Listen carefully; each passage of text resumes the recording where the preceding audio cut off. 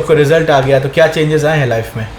देखिए, रिजल्ट तो आ गया, मैं बहुत काफ़ी हैप्पी हूँ और सेटिस्फाइड भी हूँ, बट स्टिल मेरा जो है इनसे कंप्लेन है, ठीक है। कंप्लेन, हाँ राइट, मैं कंप्लेन है क्योंकि देखिए मैं जो भी बोलता हूँ अपफ्रंट बोलता हूँ और मुझे सामने से बोलना अच्छा लगता है, ठीक है, क्योंकि मैं चाहता हूँ कि सब चीज़ ट्रांसपेरेंट रहे। नमस्कार दोस्तों, बहुत बहुत स्वागत है एक और नए वीडियो में। आज हमारे साथ है दीपक गुप्ता जी।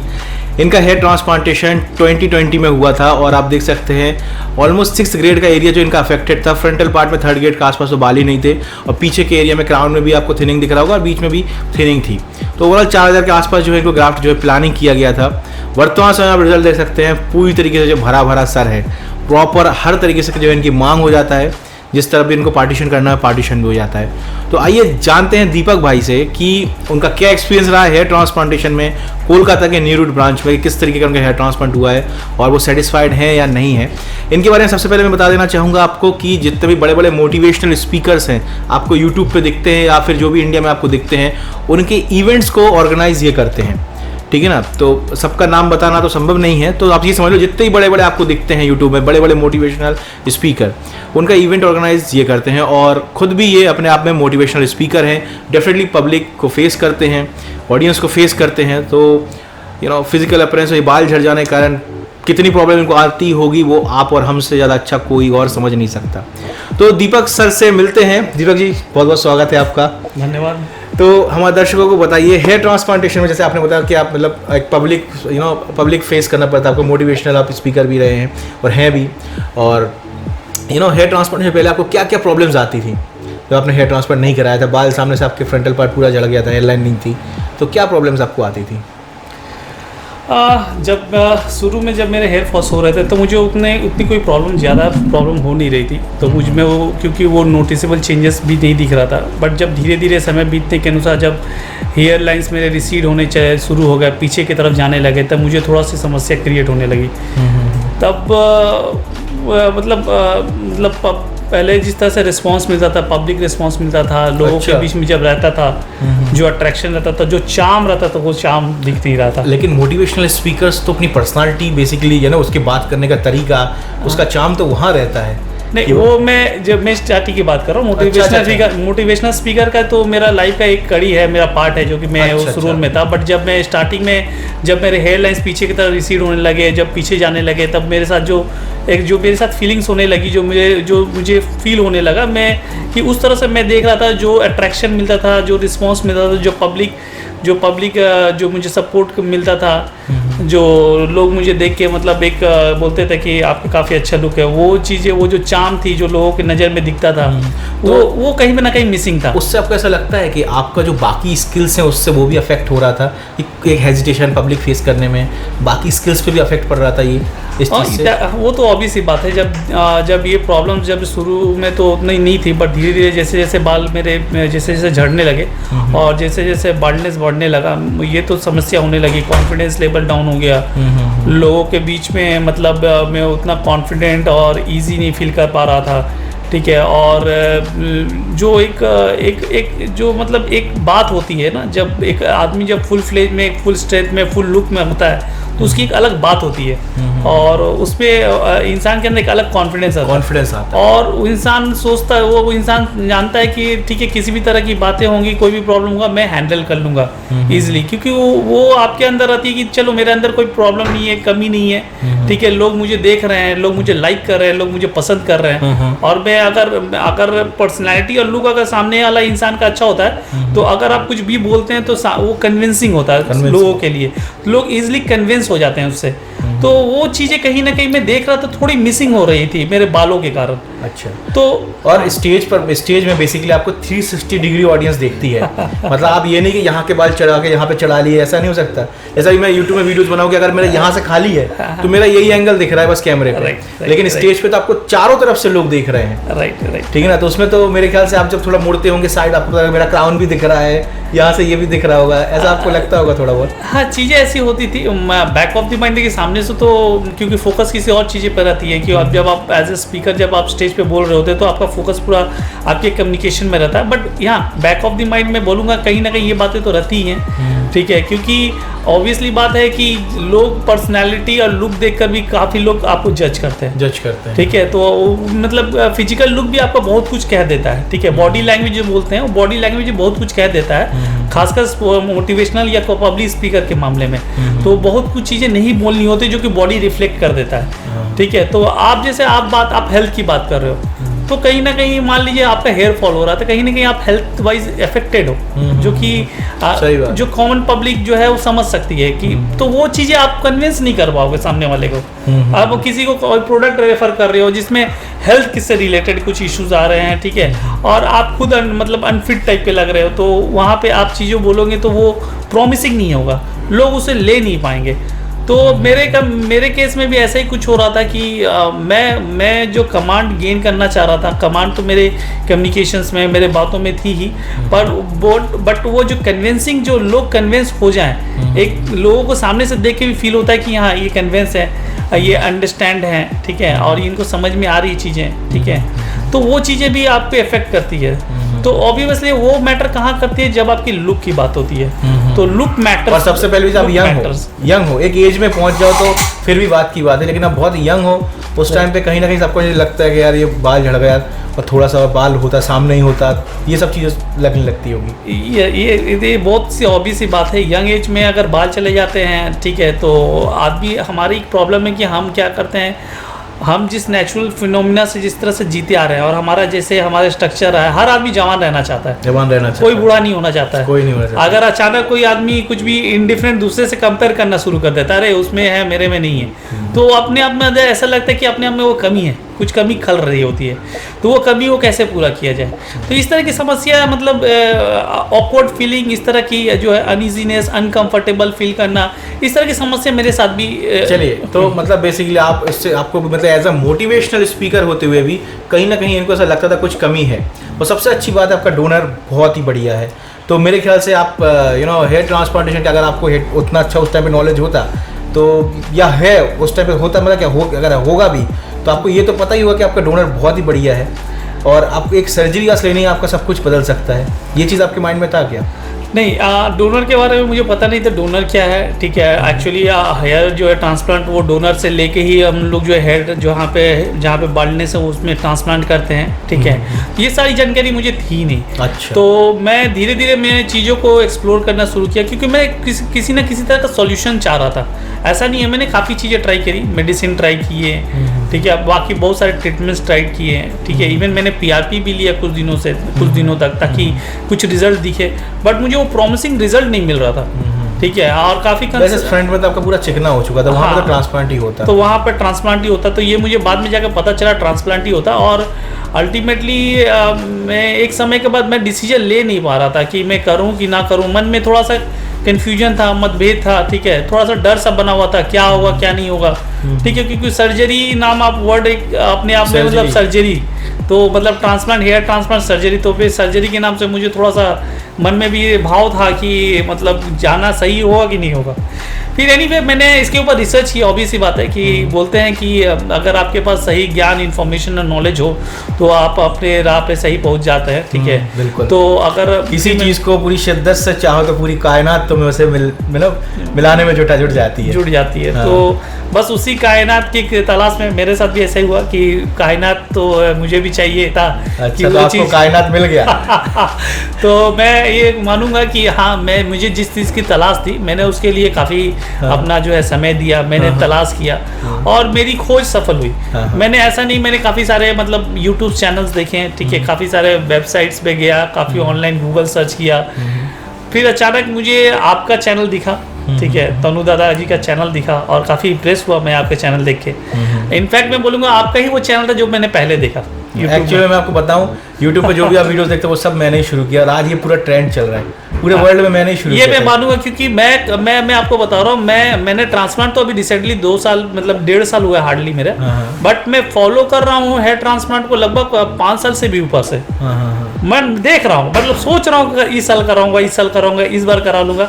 और मैं जब से देख रहा हूँ मैं मुझे सबसे ज्यादा प्रोमिनेंट चैनल आप ही का लगा, क्योंकि आपका चैनल देखने के बाद मुझे वो कॉन्फिडेंस आया, वो मतलब वो बूस्टअप मिला कि नहीं। आपका जब मैं रिजल्ट देखा और आपने जिस तरह से मतलब बताया, एक्सप्रेस किया चीज़ों को, तो मैं एक तरह से मतलब मुझे वो कॉन्फिडेंस मेरे अंदर जनरेट हुआ। और मैं कहा कि अगर आप मतलब तनु दादा मतलब कराने के बाद इतने अच्छे से मतलब उनका रिजल्ट दिख रहा है सामने से और इतने अच्छे से एक्सप्रेस कर पा रहे हैं, तो मतलब ऑब्वियस ही बात है, कोई बंदा अगर पब्लिक प्लेटफॉर्म में आके कुछ बोल रहा होता है बिल्कुल, तो वो कभी भी गलत नहीं बोला, क्योंकि और दूसरी चीज उस टाइम पे आप ध्यान रखिएगा, क्योंकि ये एक लड़कों के लिए शर्म की बात है। अभी भी आप देखो जितने भी कई सारे लोग अपने घर में नहीं बताते कि ट्रांसप्लांट का आ गया रिजल्ट, चुपचाप सुमड़ी में बैठे रहेंगे, बताएंगे नहीं किसी को। लेकिन आप पब्लिक प्लेटफॉर्म पे आके एक्सप्रेस कर रहे हो तो डेफिनेटली आपका फेलियर भी हो सकता था, ठीक है ना, फेलियर भी हो सकता था, या आपको पब्लिकली कई सारे लोग जज करते हैं, उसके बाद भी आपको मैक्सिमम लोग अच्छा रिजल्ट बोला, तो ये बहुत बड़ी बात हो जाती है।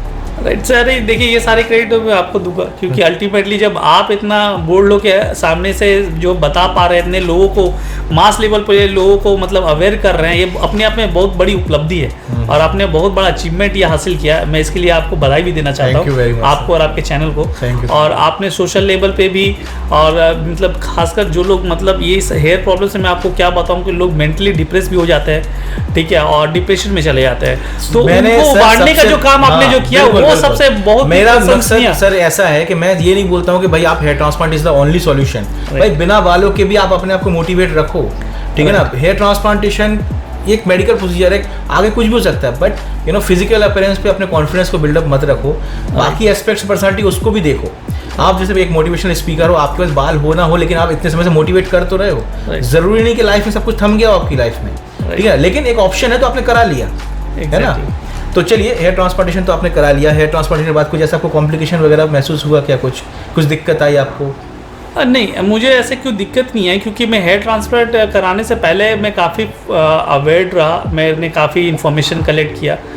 मैंने काफ़ी रिसर्च करने के बाद मुझे कोलकाता न्यूरोट हेयर क्लिनिक के बारे में पता चला, जहाँ से मैं बिलोंग करता हूँ। और यहाँ पे जब मैं इस सेंटर पे आया तो मैं यहाँ पे मेरे अंदर शुरू में जब मैं आया तो मेरे अंदर बहुत सारी सवाल थे, डर था, ठीक है। तो फिर यहाँ के जो हमारे जो डॉक्टर साहब हैं, स्पेशली सुभोजीत जी के बारे में बताना चाहूँगा, तो उन्होंने काफ़ी अच्छे से मुझे गाइड किया, इन्फॉर्मेशन प्रोवाइड की, ठीक है। एट द सेम टाइम मैं मतलब फॉर्चुनेट रहा कि उसी समय एक सर्जरी भी चल रही थी। उन्होंने मुझे सर्जरी मतलब ऑपरेशन थिएटर में विजिट भी करवाया, जहाँ पे एक बंदा काफ़ी रिलैक्स होकर सर्जरी चल रही है, उसको कोई फ़र्क नहीं पड़ रहा है। मैं बोल रहा हूँ यार इतनी बड़ी सर्जरी चल रही है, सर बोल रहे 7-7 घंटे की सर्जरी चलती है, और बंदा 7-7 घंटे 8-8 घंटे में उससे पूछ रहा भाई सब ठीक है, कोई प्रॉब्लम हो रही है क्या? वो बंदा ऐसे कर रहा है, स्माइल कर रहा है, मतलब लग रहा कुछ हो ही ना हो। अच्छा। तो ये सब चीज़ें देख कर मुझे थोड़ा सा एक अपने आप में एक उत्साह महसूस हुआ, और अंदर मेरे अंदर जो डर बैठा हुआ था वो कहीं ना कहीं खत्म दिखा। मतलब मुझे